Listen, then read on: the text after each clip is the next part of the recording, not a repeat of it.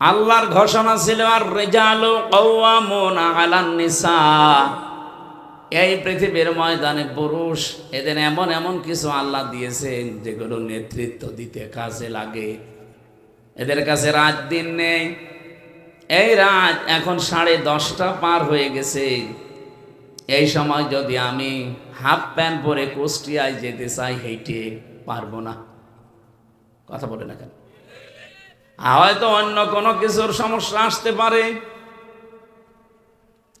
ভূত পেতনি আমরা যেগুলো বিশ্বাস করি না, ভূত পেতনি বলে কিছু নেই। জিন আছে, জিন পরি আছে। এগুলো হয়তো ভয় দেখাতে পারে, আপনাকে ক্ষতি করতে পারে রাস্তায় রাতের বেলা, অথবা চোর ডাকাতে ধরতে পারে। কিন্তু আমার শারীরিক কোনো ক্ষতি হয়ে যাবে এরকম কোনো ভয় কোনো পুরুষ মানুষের পক্ষ থেকে অন্তত আমাদের আছে বলেন? কিন্তু আমার মতো 30 বছরের একটা যুবতী মেয়েকে হাফ প্যান্ট পরে আপনি কুষ্টিয়ায় যেতে বলেন তো এখন ওর বাপ পারবে? আর যদি যেতেও চাই ওর কিছু থাকবে? আল্লাহ পুরুষ মানুষকে এমন কিছু আলাদা জিনিস দিয়েছে যেটা মেয়েদেরকে দেয়নি, আবার মেয়েদেরকে আল্লাহ এমন কিছু দিয়েছে যেটা পুরুষকে দেয়নি। এই জন্য যার যার জায়গায় তার মর্যাদা আমার আল্লাহ ঠিক করে দিয়েছেন। এই যে সন্তানকে দুধ খাওয়ানোর দায়িত্ব, এটা কার? না, বাবা। আপনি আমার সাথে বেশি বলছেন। সূরা বাকারা 2 নম্বর পারার 17 নম্বর পৃষ্ঠার 1 নম্বর লাইনে 233 নম্বর আয়াতের প্রথম অংশে আছে, ওয়াল ওয়ালিদাতু ইরদি'না আওলাদাহুন্না হাওলাইনি কামিলাইনি লিমান আরাদা আইয়ুতিম্মার রাদা। এখানে শব্দটা কিন্তু মুযাক্কার, পুরুষবাচক শব্দ। আল্লাহ পুলিঙ্গ ব্যবহার করেছেন, লিমান আরাদা আইয়ুতিম্মা। এই পৃথিবীর ময়দানে 2 বছর কমপক্ষে দুধ খাওয়ানোর দায়িত্ব এটা বাবার। কার? না, আপনি আলেম, এরকম হলে তো হবে। আপনি আলেম, হাফেজ। শুধু শব্দের দিকে খেয়াল করতে বলছে, আপনি দেখেন না পাশে আলেম বসে আছে। লিমান আরাদা আইয়ুতিম্মার রাদা, এ শব্দটা মুযাক্কার, পুরুষ শব্দ। দুধ খাওয়ানোর কথা বলে আল্লাহ পুরুষের নাম দিলেন কেন? পৃথিবীতে কোন পুরুষ দুধ খাওয়াতে পারে? তাহলে আল্লাহর এই আয়াতটা মিথ্যা? না মানে আপনাকে ঠিক করে দেওয়া লাগবে বলে। এই জন্যই তাফসীর মাহফিলে আসতে হয়। এখানে বহু আলেম আছে হয়তো এভাবে ভেঙ্গে ভেঙ্গে পড়ে না, চিন্তা ভাবনা করে না আল্লাহ কেন পুরুষের নাম দিলেন, বাবার নাম দিলেন, মায়ের নাম দুধ খাওয়ানোর তালিকায় নেই। মা দায়িত্বটা পালন করে দেয় দয়া করে। কোনো মা যদি বলে যে না সন্তানের এই দুধ খাওয়ার দায়িত্ব আমি নেব না, তার কোনো গুনাহ নেই। এটা দায়িত্বই বাবার, উনি দয়া করে পালন করে দেয়, শুকরিয়া জানাবেন তাকে। এমনকি কোনো মা যদি এখন আওয়াজ তোলে যে এই সন্তানের দুধ আমি আর খাওয়াবো না, এটা বাবার, আমি যদি দুধ খাওয়িয়ে দেই তাহলে 5 লাখ টাকা দেওয়া লাগবে 2 বছরে, আপনাকে তাই দেওয়া লাগবে। মনে হয় এটা মাইকে বলা ঠিক হইল না। আমার ছোট মেয়ের বয়স এখন 7 মাস। ম্যাডাম যদি এখন শুনে বলে যে হুজুর আসুক, আমি ধরা খেয়ে যাব না?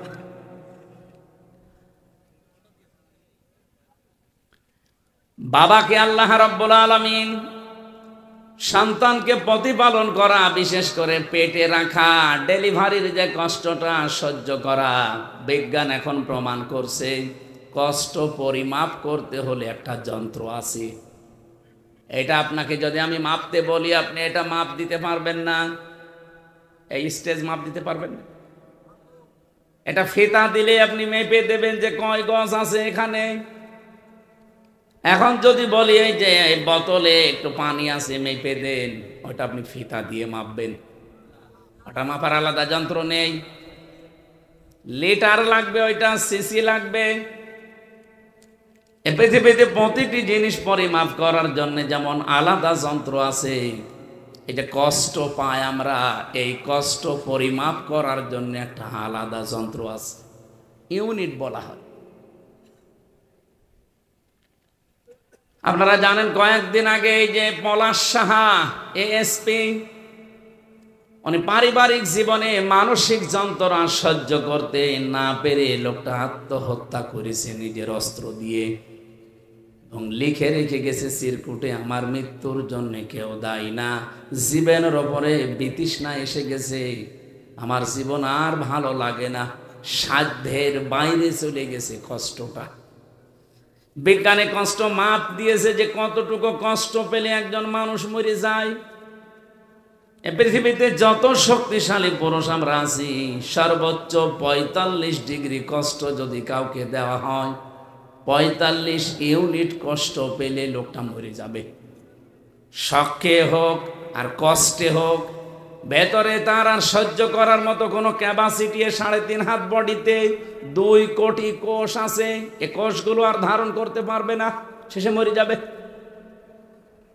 কিন্তু মেয়েদেরকে এই যে সন্তান জন্ম দেওয়ার সময় যে কষ্টটা তাদের সহ্য করা লাগে, বিজ্ঞান প্রমাণ করেছে এক একটা মায়ের ডেলিভারির সময় কষ্ট সহ্য করা লাগে 57 ইউনিট।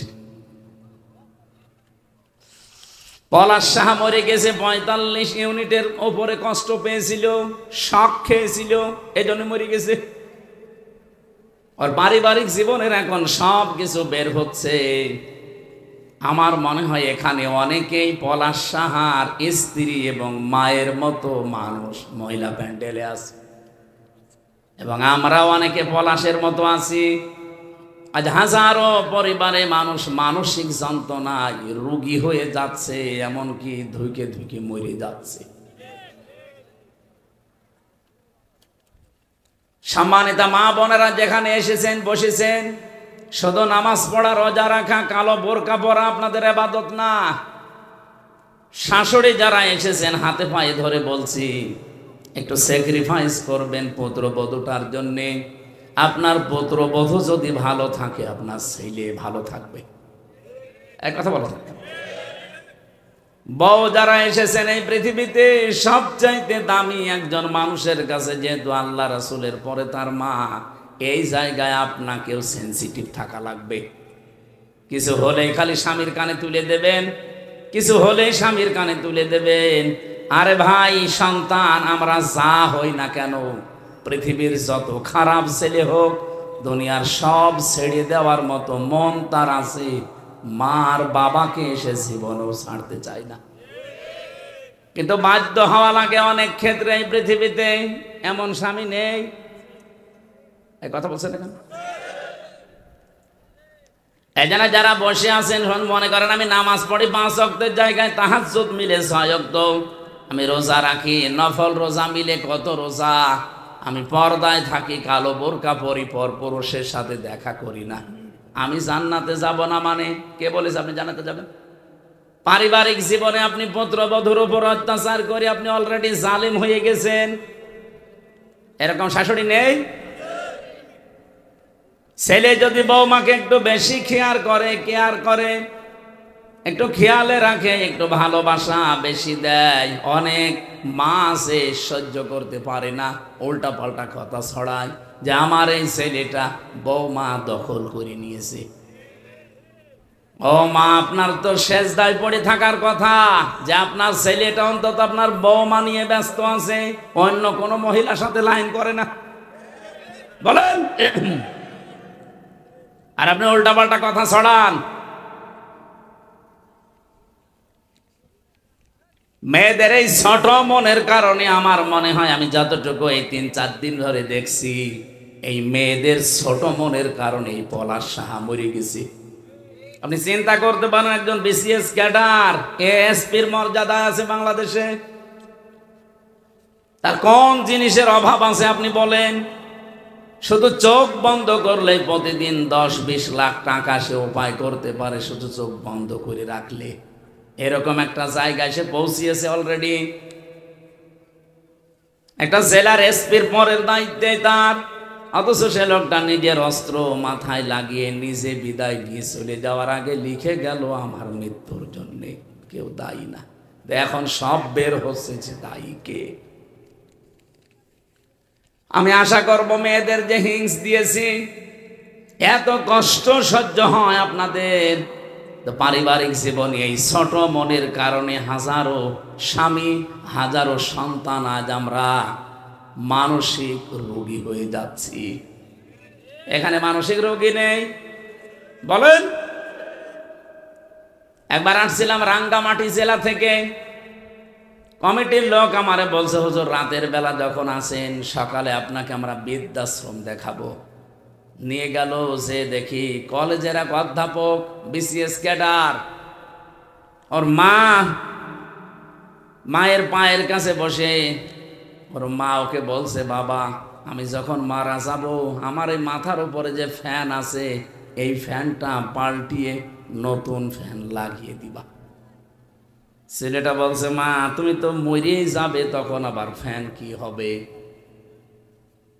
মা বলে, বাবা আজ 3 মাস আমাকে এখানে রেখে গিয়েছো, 3 মাসের ভেতরে আসো না, আজকে এসেছো খবর দেওয়ার কারণে যে ফ্যানটা আমার মাথার উপরে আছে এটার ঘরে না। বহুবার এদেরকে বলেছি, এরা আমার কথাও শোনে না, কারণ যতটুকু টাকা দেওয়া হয় ততটুকু খেদমত পাওয়া যায়। যেহেতু টাকা পয়সা তুমি ওই পরিমাণ দাওনি, এই জন্য ওরা ওই পরিমাণ খেদমত সেবার দেয় না।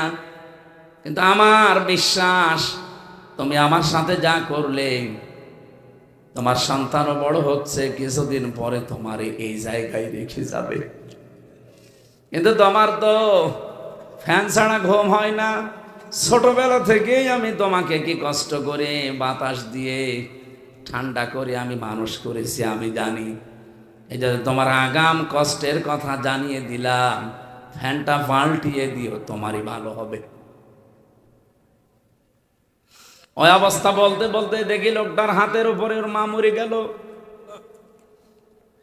হাও মাও করে কাঁদছিল। আমারে দেখে বলছে, হুজুর আমার উপরে খারাপ ধারণা করবেন না, এ দোষ শুধু আমার না, এ দোষ আমার স্ত্রীর। আমার 2টা ছেলে মেয়ে আছে, বারবার স্ত্রী আমাকে বলে, বুড়ি যদি বাড়ি থাকে আমি তোমার ভাত খাবো না, হয় একে রাখবা না আমারে রাখবা। শেষ পর্যন্ত আমি আর সহ্য করতে না পেরে 3 মাস আগে রেখে গিয়েছিলাম। বাবা আমার প্রায় 10-12 বছর আগে মারা গেছে।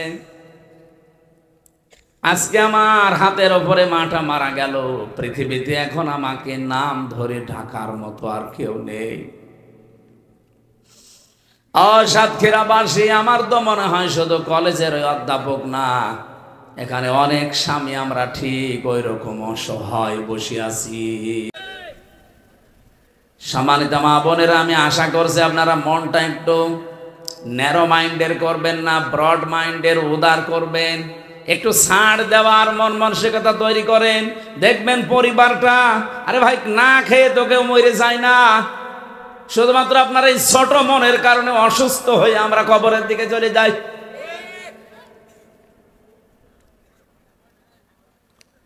আমি কষ্টের বর্ণনা দিতে গিয়ে পর্যন্ত এসেছিলাম মেয়েদের যে কষ্টটা, যদিও দায়িত্বটা বাবার, পৃথিবীতে দুধ খাওয়ানোর দায়িত্ব মায়ের না, মা দায়িত্বটা পালন করে দিচ্ছে, এজন্য তাকে ধন্যবাদ দেবেন, শুকরিয়া জানাবেন, যেহেতু আমাদেরকে আল্লাহ ওই জিনিসপত্র দেয়নি, এই জন্য সন্তানের দুধ খাওয়ানোর দায়িত্ব মায়ের।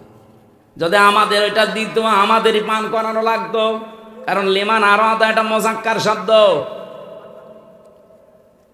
সাতক্ষীরাবাসী, এবার আসেন যে কথা বলতে চাই, মায়ের এই কষ্টের পরে 3 নম্বরে দুনিয়াতে কমপক্ষে দুধ খাওয়ানো লাগে 2 বছর।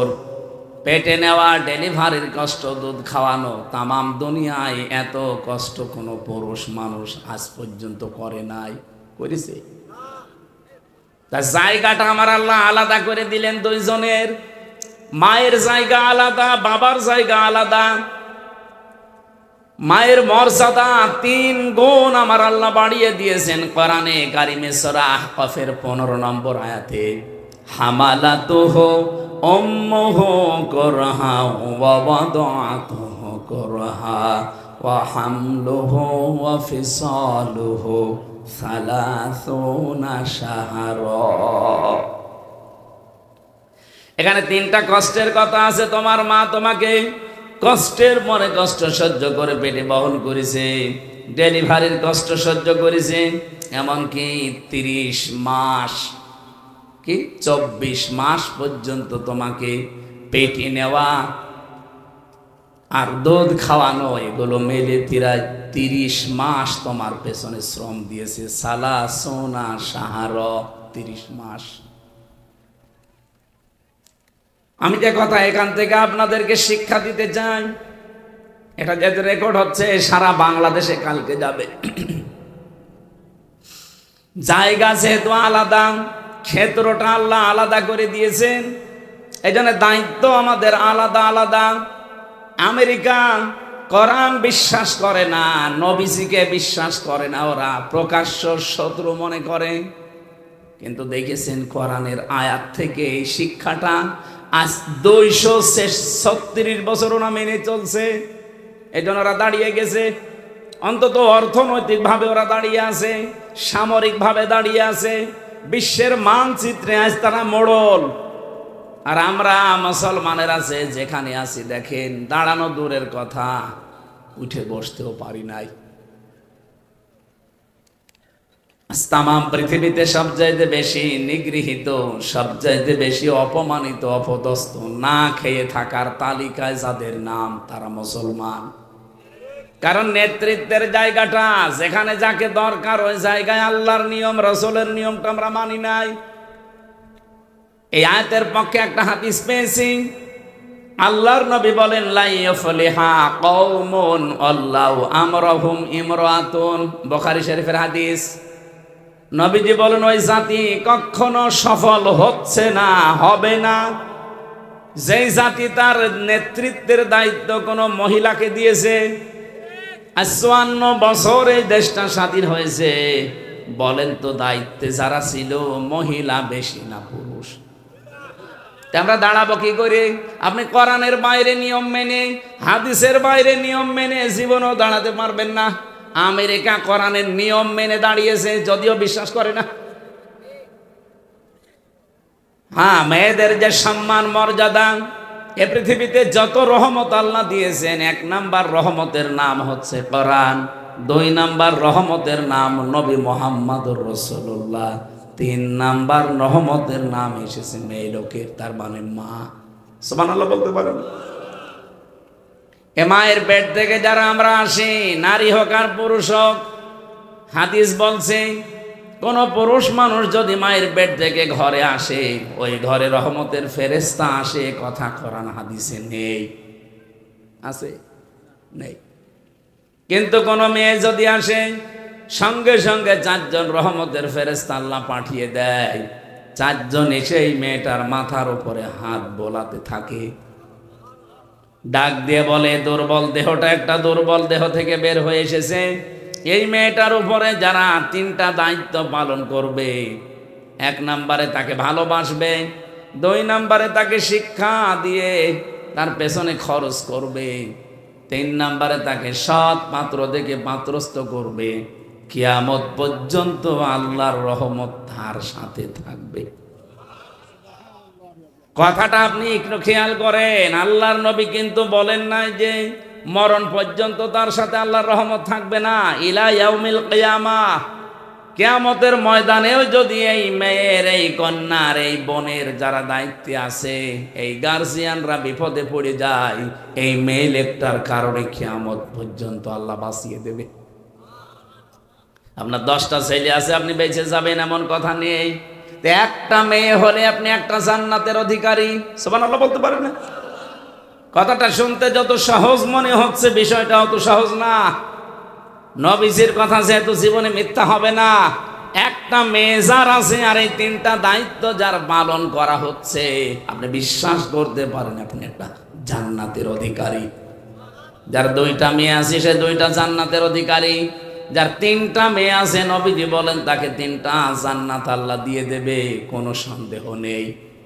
এই 3টা মেয়েকে যদি আবার স্পেশাল ভাবে এই 3টা দায়িত্বই সঠিক সুচারুরূপে পালন করতে পারে, আর একটা স্পেশাল মর্যাদা এই কিয়ামতের দিন ওই লোকটার আমি নবী পাশাপাশি এভাবে জান্নাতে থাকবো।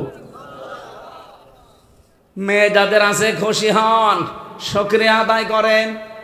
আল্লাহ পাকের কথাই ছিল দুনিয়াতে 4টা জিনিস দিলে আমি খুশি, কিন্তু আমার বান্দারা নারাজ। তার ভেতরে 1 নাম্বার কন্যা। বলেন বলেন, এই জন্য মেয়ে লোক হলে আপনি রাগ করবেন না। হযরত ওমর বলেন যে বাড়িতে একটা মেয়ে আছে, ওই বাড়িতে জান্নাতের একটা টুকরা আছে। যে বাড়িতে পুরুষ আছে ও বাড়িতে জান্নাতের টুকরা আছে, কথা আছে। মেয়ে লোক যাদের আছে, মেয়ে কন্যা অনেক দামি জিনিস, তাকে আদবগুলো শিক্ষাগুলো আমরা দিতে পারি না। এই জন্য পরবর্তীতে সাংসারিক জীবনে যে সে একটা বোঝা হয়ে যায়, সে একটা ঝামেলা হয়ে যায়, হয় স্বামীর জন্যে, শাশুড়ির জন্যে, পরিবারের জন্যে। আমার কথার অর্থ বোঝা গেছে? 2 নম্বরে পৃথিবীতে সবচাইতে বড় রহমতের নাম যেটা আল্লাহ বেশি খুশি হন, তার নাম বৃষ্টি। কি বলেন বলেন? এই যে বৃষ্টি বন্ধ হয়ে গেছে এত গরমে। গতকালকে আমি ছিলাম বাগেরহাটে, পরশুদিন ওই জায়গায় আমি দেখেছি প্রায় 49 ডিগ্রি চলছিল বাগেরহাট মংলাতে। চিন্তা করতে পারেন বাংলাদেশের মতো জায়গায় 49 ডিগ্রি মানে কি? সৌদি আরবে 42, 43, 45 ডিগ্রি হলে মানুষ আর বাইরে বের হতে চায় না। পরশুদিন দেখলাম চুয়াডাঙ্গায় কে যেন উঠানের উপরে ডিম ভেজে খাচ্ছে এই সূর্যের আলোতে। কি তাপ! আল্লাহ রাব্বুল আলামিন বলেন পৃথিবী যখন গরম হয়ে যায়, অস-সামাই যাতির রাজি'i ওয়াল আরদি যাতিস সাদি'i ইন্নাহু লাকাউলুন ফাসল ওয়া মা হুয়া বিল হাযলি। ওই আকাশের কসম, যে আকাশ পানি ধরে আছে, বৃষ্টি ধারণ করে আছে, ওই আকাশের কসম, এবং জমিনের কসম যে জমিন বৃষ্টির পানিগুলো নিজের বুকের ভেতরে নিয়ে রেখেছে। আকাশ যদি বলতো না এই পানি আমি নেব না, ছেড়ে দিলাম, জমিন যদি বলতো না আমি বুকের ভেতরে এগুলো রাখবো না, উগরিয়ে দিলাম, জমিনে বসবাস করা আমাদের জন্য বড় কঠোর হয়ে যেত। মাঝে মাঝে নিতে চায় না, যখন দেখেন না বন্যা চলে আসে। এই সাগর থেকে হালকা সুন্দরবন এলাকা থেকে একটু যদি জলোচ্ছ্বাস কয়েক হাত উঁচা হয়ে আসে, আমার মনে হয় আশপাশ জেলাগুলো সব পানির নিচে চলে যাবে। আল্লাহ পাক বলেন বৃষ্টি এটা আমার রহমত, আকাশ থেকে আমি আল্লাহ এটা নাজিল করি, এটা আমি দিলে খুশি হয়। কিন্তু বহু মানুষ আছে এইটা পেলেও নারাজ হয়ে যায়। 3 নম্বরে আমি বেশি আল্লাহ দিলে খুশি হয় রোগ ব্যাধি। কি তা আমরা নারাজ? আরে ভাই রোগ ব্যাধি আপনি বোঝেন? এই পৃথিবীতে যত রহমত আল্লাহ ভালোবাসে যা, তার ভেতরে রোগ ব্যাধি একটা। আল্লাহ চায় আপনি যেন নিষ্পাপ হয়ে তার কাছে হাজিরা দেন। যেভাবে নিষ্পাপ বানিয়ে আল্লাহ পাঠিয়েছিলেন আপনাকে, ওইভাবে করে নিতে চাই। এই জন্য দুনিয়ায় কোনো ছোটখাটো অপরাধ হয়ে গেলে রোগ ব্যাধি, রোগ শোক দিয়ে ওগুলো পুরাটা পরিষ্কার করে আপনাকে নিতে চায়। এই জন্য ইমানদারের যদি জ্বর হয় তার গুনাহ মাফ হয়, ও যদি হোঁচট খেয়ে পড়েও যায় তার গুনাহ মাফ হয়। সুবহানাল্লাহ বলতে পারেন নাই? যাদের রোগ শোক হয় রাগ করবেন না, আল্লাহর উপরে বিরক্ত হবেন না। আরে ভাই দুনিয়ার এই ছোট্ট জীবনে যা হয় হয়ে যাক, আমার বিশাল জীবন পড়ে আছে যার শুরু হবে কোনোদিন শেষ নেই। 4 নম্বরে আল্লাহ সবচাইতে বেশি ভালোবাসে ওই জিনিস, তার নাম মেহমান। কি বললাম? মেহমান পাঠালে আল্লাহ খুশি হয়, আর আমরা 4টা জিনিস আল্লাহর নবী বলেন এই পৃথিবীতে আমার আল্লাহ বেজার হয় কিন্তু মানুষ খুশি হয়। তার 1 নম্বরে যৌতুক। এলাকায় তো নেই। যৌতুকের টাকা খাওয়ার পায়খানা খাওয়া সমান কথা না, না। পায়খানা খেলে একটা গোনা হবে কবিরা গোনা, আর যৌতুকের টাকা যদি কেউ নেন 2টা গোনা হবে। 1 নম্বরে জুলুমের গোনা, 2 নম্বরে কবিরা গোনা। যে 99টা কবিরা গোনার তালিকা আছে যৌতুক তার ভেতরে 1 নম্বরে। এটা হিন্দুদের জীবন থেকে এসেছে, ওদের ধর্মীয় রীতিনীতি। সাতক্ষীরাবাসী মুসলমান আমরা এখানে বেশি, সুতরাং আজকে থেকে আপনি নামাজ যারা পড়েন, আল্লাহ রাসূল বিশ্বাস করেন, তাওবা করেন যে জীবনে কোনোদিন আর আত্মীয় স্বজনের ভেতরে যৌতুক থাকলে আমি ওখানে নেই। যৌতুক থাকলে সে নিজের আপন ভাইয়ের মেয়ের বিয়ে হোক আপনি বাদ দিয়ে দেবেন, যেভাবেই হোক এই যৌতুক প্রথা তুলে দেওয়া লাগবে। এটার জন্য যারা সামাজিকভাবে, পারিবারিকভাবে, রাষ্ট্রীয়ভাবে চিন্তা ভাবনা করবে, কারণ সবচাইতে বেশি নারাজ আল্লাহ যৌতুক নিলে হয়ে যায়, আর সবচাইতে বেশি খুশি হয়ে আমরা এই যৌতুক পেলে। না এলাকায় যৌতুক নেই? যৌতুকের টাকা নিয়েছেন কারা কারা হাত তোলেন তো। আন্দাজে বললেন যে আছে, আমি তো জানি সাতক্ষীরা এসব নেই। আরে ভাই আপনি কি নামাজ পড়েন আমি তো বুঝি না, কিসের রোজা রাখেন? এটা যদি আপনি হারামটায় খান তাও পায়খানা খাওয়ার চাইতেও ডবল গুনাহ। বলেন নাউজুবিল্লাহ। 2 নম্বরে বিশ্ব নবী বলেন এই পৃথিবীতে আল্লাহ সবচেয়ে বেশি নারাজ হয় গীবত করলে, আর মানুষ গীবত করে খুব খুশি। গীবত মানুষের কাছে ঘি ভাতের মতো লাগে। বাংলাদেশে গীবত তো আছে, সবচাইতে বড় অপরাধ গীবতের উপরে যেটা তহমত, ওইটা বেশি। এই কথা বলেন না কেন? এই বাংলাদেশে এখন সবচাইতে বেশি গীবতের চাইতে তহমতটা। এই যে মাহফুজ আলম নামে যেই লোকটা, একটা অসুস্থ মানুষ, একটা অবৈধ উপদেষ্টা।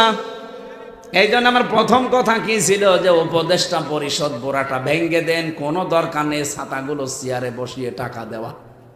এদের কেন সরকারি টাকা দিয়ে তেল কিনে দেওয়া লাগবে, গাড়ি দেওয়া লাগবে, কোয়ার্টার দেওয়া লাগবে? কোন কারণে? কোনো দরকার নেই এগুলো। চেয়ারম্যান ছাড়া, মেম্বার ছাড়া, মেয়র ছাড়া, এমপি ছাড়া যদি দেশ চলতে পারে, উপদেষ্টা ছাড়াও চলবে, কোনো অসুবিধা নেই। খালি যে 2 জনের নাম বললাম, 2 জনকে বসিয়ে রাখেন, একজনকে রাষ্ট্রপতি, একজনকে প্রধানমন্ত্রী, ঠিক দেশ চলবে। আর পাশাপাশি যেহেতু যারা জীবন দিয়ে গেল, তাদের জীবনের উদ্দেশ্য ছিল যে আমরা বৈষম্য চাই না। আর পৃথিবীতে বৈষম্য দূর করার জন্য আল্লাহ যেটা দিয়েছেন তার নাম কোরআন। ইন্নাল্লাহা ইয়া'মুরু বিল আদলি ওয়াল ইহসান। অবশ্যই আমি আল্লাহ তোমাদের সবাইকে নির্দেশ দিলাম ন্যায় বিচার কায়েম করো। কি বিচার? এই যে আদল শব্দটা আল্লাহ দিয়ে আরম্ভ করলেন, আদল কি? তাফসিরে আমি ফি জিলালিল কোরআন আর খাজেনে পড়েছি, আদল 3 প্রকার। মামান আল আদাল লুগাতান শারহান। 1 নম্বরে মানুষ আদল করবে, ন্যায় বিচার করবে আল্লাহর সাথে, যেটা রূহের জগতে স্বীকৃতি দিয়ে এসেছিল। মানুষ সবাই আমরা বলে এসেছি কালু বালা, হে আল্লাহ তুমি আমাদের রব। এই কথাটা যেন মরণ পর্যন্ত ঠিক থাকে, এইটার নাম আল্লাহর সাথে আদল। কথা বোঝা গেছে? আপনি নিজের থেকে বলেন তো আল্লাহর সাথে আপনার আদল হচ্ছে না? আল্লাহ যখন বলেছিলেন আলাস্তু বিরাব্বিকুম, আমি কি তোমাদের রব না? সবাই বললাম কালু বালা, অবশ্যই আপনি আমাদের রব। তো দুনিয়ায় এসে যখন রবের বিধানগুলো আপনি মানেন না, তখন আল্লাহর সাথে অবিচার হয় না ন্যায় বিচার? বলেন বলেন, অবিচার হচ্ছে। অথচ এই মানুষটা এখন মারা যাক, আমি এখন ইনারে কবরে দিয়ে আসলে ওনাকে ফেরেশতা বলবে মার রব্বুকা, তোমার রবকে।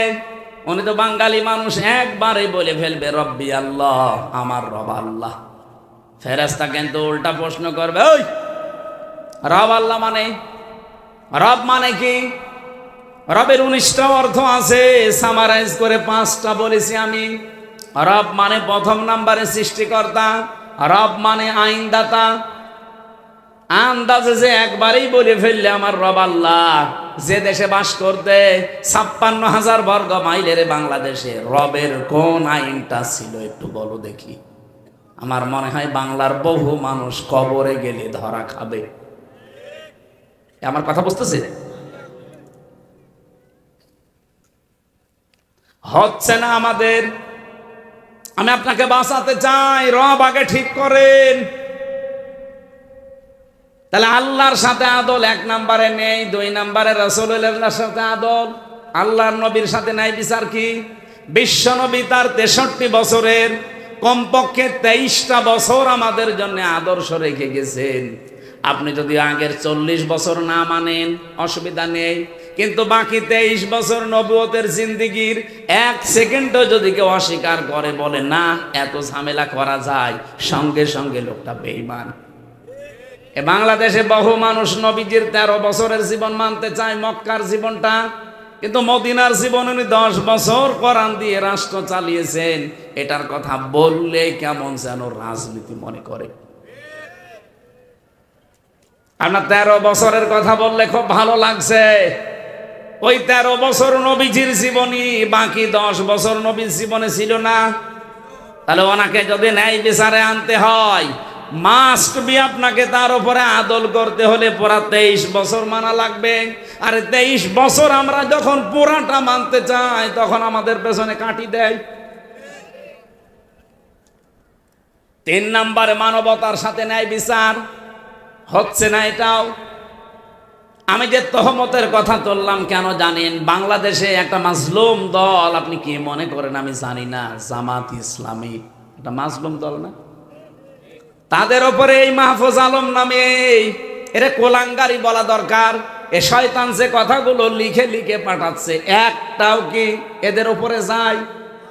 সবগুলো তার প্রতিহিংসা। এখন প্রমাণ পাচ্ছি সে নাকি লক্ষ্মীপুরে এমপি দাঁড়াবে, কিন্তু সেখানে যিনি আছেন তার আসনে, তার ধারে কাছেও সে যেতে পারবে না। জামাত ইসলামী মনোনীত ওই জায়গায় যিনি আছেন ডক্টর রেজাউল করিম, আপনি সে যদি 100টার 90টা ভোট পায়, এ মনে হয় 9টাও পাবে না। এর মাথা এমনি খারাপ হয়ে যায়নি। যে তহমত গুলো, দোষগুলো একটা দলের উপরে আপনি লাগিয়ে দিলেন, 54 বছর আগের ইস্যু টেনে এনে জাতির ভেতরে এখন আপনি কালার করতে চান। জাতি আজ 54 বছরে দেখে ফেলেছে বাংলাদেশে সত্যি সত্যি চরিত্র ভালো কাদের। আমি গ্যারান্টি দিয়ে আপনাকে বললাম, যদি আপনি ধরিয়ে দিতে পারেন, আমি এখনই তাকে নিয়ে একেবারে সরাসরি কেন্দ্রে যাব। যদিও পরিবর্তন না হয়, এক্ষুনি তওবা করে আমি আপনার দলে চলে আসবো। বলেন, বাংলাদেশে যারা জামাত ইসলামী করে, যারা ইসলামী ছাত্র শিবিরে আছে, ইসলামী ছাত্রী সংস্থায় আছে, এরা বিড়ি খায়, আপনি দেখাতে পারবেন? কথা বলেন না কেন? এরা সিগারেট খায়, এরা চুরি করে, এরা মানুষের জিনিস মেরে খায়, এরা চাঁদাবাজি করে। যেগুলো বললাম এগুলো একটাও করে না, নিজেরা বলছে। এর চাইতে আর কি প্রমাণ চান? এদের হাতে দেশটা তুলে দিলেও নিরাপদেই থাকবে। আর যারা গলাবাজি করে, তাদের চরিত্র দেশের মানুষ 54 বছরে দেখেছে। এই জন্যে তাদের এত ভয়। যাও মেলিক নিষিদ্ধের কথা আজ যারা বলে, 2 দিন পরে আমাদের নিষিদ্ধের কথা বলবে না, তার গ্যারান্টি আছে। এই জন্য আমরা এর পক্ষে নেই। ওরে শয়তান, আপনার চরিত্র এরকম করবেন, আপনার মনে হচ্ছে যে জাতি তো আগেই বুঝতে ফেলেছে। কয়েকদিন আগে একজন বলেছিল, 15.5 বছরে তো কোরআনের অনুষ্ঠানগুলোতে অনুমতি চাইতে গেলে দিত, আর আমরা যদি কোনোদিন যেতে পারি অনুমতি দেব না। এই কথাটা আপনি আগেই বলে ফেললেন, কয়েকদিন পরে বলতে পারতেন না? ভোটটা হয়ে গেলে কথা বলেন না কেন? এটা যে কিছু হয় তার প্রমাণে সাতক্ষীরার কয়েকদিন আগে এক চেয়ারম্যান, ওরে প্রশাসনের লোক পর্যন্ত কি গাইল দিয়েছে দেখেছেন? বলেছে বিয়াদব, একটা বাটপার, আসলে একটা বাটপার। তাছাড়া মঞ্চে বসে আলেমের বিরুদ্ধে উল্টা পাল্টা কথা বলতে পারে, একটা বাটপার না? সাতক্ষীরার আলেম ওলামারা তার বিরুদ্ধে কি স্ট্যাটাস দেয়নি, প্রতিবাদ জানায়নি? আমরাও চাই এরকম বেয়াদবরা। এই জন্যই তো মানুষ এখন সব বুঝে ফেলছে যে আরে ভাই এ কথা বলবেন আপনি নির্বাচনের পরে, আগেই বলে ফেললে মানুষ তো সব বুঝে ফেলবে। তহমত দেবেন না। যার যেই দোষ নেই ওই দোষ যদি তার উপরে চাপিয়ে দেন, এটা গেবত থাকে না, এটা কি হয়? আর বাংলাদেশে এটা বেশি হচ্ছে। আপনি নিজেই বললেন যে এদের ভেতরে চোর নেই, এদের ভেতরে বিড়িখোর নেই, এদের ভেতরে জেনাকার নেই, তা আপনি কি প্রমাণ চান আর বলেন? এই মানুষগুলো দায়িত্ব পেলে এরা চোর মুক্ত বাংলাদেশ গঠন করবে, এরা ন্যায় বিচার কায়েম করবে, কারণ এরা শপথবদ্ধ হয় এইটা পড়ি, ওলিন্না সলাতি অনুসকি অমাহিয়া অমামাতি লিল্লাহি রাব্বিল আলামিন। এটা যদি না পড়ে আপনি যারা আছে দায়িত্বে জিজ্ঞাসা করে দেখেন তো, এখানে যদি কেউ থাকে ওই রকম জিজ্ঞাসা করে দেখেন যে আয়াত তার পড়া লেগেছে কিনা, কেউ আছে জিজ্ঞাসা করে। আর আপনি যেখানে সাপোর্ট করছেন সেখানে কলিন্না সলাতি পড়া লাগে না, সেখানে পড়া লাগে কলিন্না ছাগল। ছাগল নিয়ে আসে। আমার কথা একটু মন দিয়ে শোনেন। রব্বুল আলামিন কোরআনে কারিমে জানিয়েছেন এই পৃথিবীতে সবচাইতে বেশি নারাজ হয় আমি, বেজার হয়ে যায় যখন মানুষ গীবত করে, তহমত করে, অথচ মানুষ এইটাকে সবচাইতে বেশি ভালোবাসে। 3 নাম্বার বেশি যারা সুদ খায়, ঘুষ খায়, এদের প্রতি আল্লাহ সবচাইতে বেজার, কিন্তু মানুষ এটা পেয়ে খুশি। এখানে বহু মানুষ এমন বসে আছে যারা সুদের টাকা 1000 টাকা রেখে আসে, মাসে মাসে 100 টাকা বেশি দেয়, নাকি এরকম মানুষ সাতক্ষীরা নেই? যারা আছেন এই মুহূর্তে তওবা করেন, কারণ সুদের 1 টাকা খাওয়ার মায়ের সাথে জেনা করার সমান কথা। যারা করছেন এই মুহূর্তে সিদ্ধান্ত নিয়ে ফেলেন আমি না খেয়ে মরে যাব, আমি ঘুষ আর সুদ খাবো না, ছেড়ে দেব। যারা রাজি আছেন একটু দেখে হাত তোলেন তো। ওরে বাবা, কত সুদ করবো এলাকায়, এত সুদ খোর প্রায় লোকই দেখি ওই ধান্দায় আছে।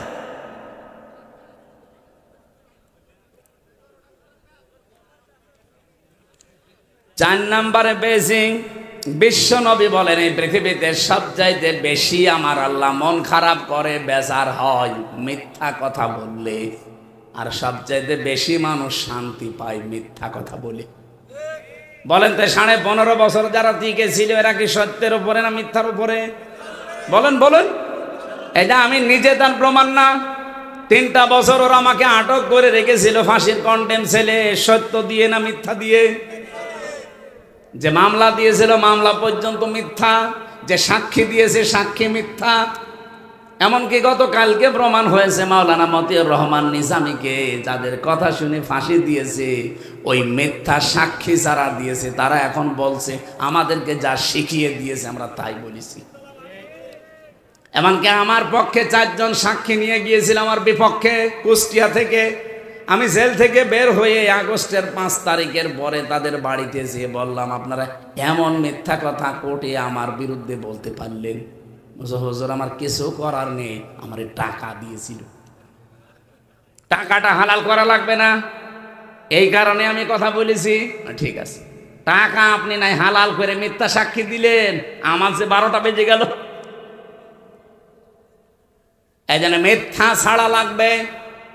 33 বছর এখন আমার বয়স। আমি যদি 18 বছর থেকে ভোট দেওয়া আরম্ভ করতাম, আল্লাহর কসম আমি 3 বার ভোট দিতে পারতাম। পারতাম না? একবারও পারি নাই। তার মানে এই 3টা বছর যায় 3টা গ্রামে যারা দায়িত্বে ছিল এই 15 বছর, প্রত্যেকটা সত্যের উপরে না মিথ্যার উপরে? পুরাটা মিথ্যার উপরে ছিলেন। এই জন্য মিথ্যা ছাড়া লাগবে। মিথ্যা কথা, মিথ্যা কাজ, মিথ্যা কর্মকাণ্ড যত কিছু আছে, এমনকি মিথ্যা ওয়াদা পর্যন্ত বন্ধ করা লাগবে। এখনো মৌসুম আসতেছে ওয়াদার, বহু মানুষ দেখবেন মিথ্যা ওয়াদা দেবে না, এই এলাকায় দেয় না। এই 4টা কাজে আমার আল্লাহ নারাজ। আর 4টা কাজে সব চাইতে বেশি খুশি হয়, অথচ আমরা ওই 4টা জিনিস পেলে নারাজ। আর আল্লাহ যে 4টা জিনিস পেলে খুশি হন, বেজার হন, এই 4টায় আমরা নিজেরা খুশি। আল্লাহ আমাদেরকে আল্লাহর পছন্দনীয় যে 4টা জিনিস, এগুলো পেয়ে আনন্দ করার তৌফিক দেন, আমিন।